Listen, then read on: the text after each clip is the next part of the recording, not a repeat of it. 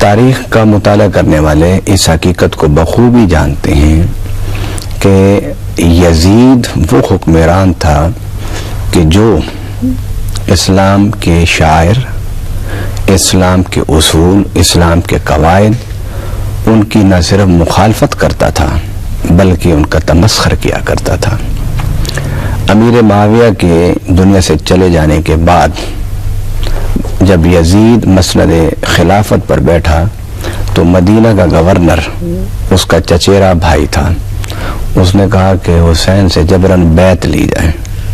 حضرت امام حسین رضی اللہ تعالی عنہ اس سے مہلت مانگ کر واپس آ گئے اور پھر آپ نے ہجرت کی اور مکہ تشریف لے آئے۔ جب آپ مکہ پہنچے تو وہاں سے اہل کوفہ کے خطوط آپ کو بے حساب بے شمار موصول ہوئے،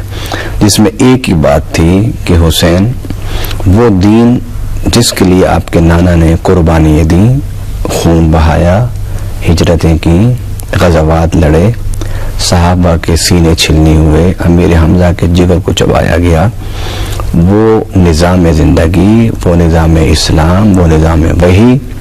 اس کو یزید مکمل طور پر ختم کر رہا ہے،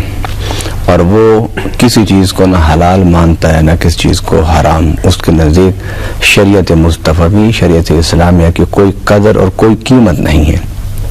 اگر آپ آج خاموش رہے تو پھر قیامت تک کوئی بھی آپ کے نانا کے دین کا نام لینے والا نہیں ہوگا۔ تو آپ نے ان خطوط کو پڑھا اور خطوط پڑھ کے 8 ذی الحجہ کو جب لوگ منا کی طرف جاتے ہیں آپ کوفہ کی طرف روانہ ہوئے۔ تو سیدنا امام حسین رضی اللہ تعالی عنہ کی سفر کوفہ اور سفر کربلا کی سب سے بڑی وجہ دین اسلام کی احیاء تھا۔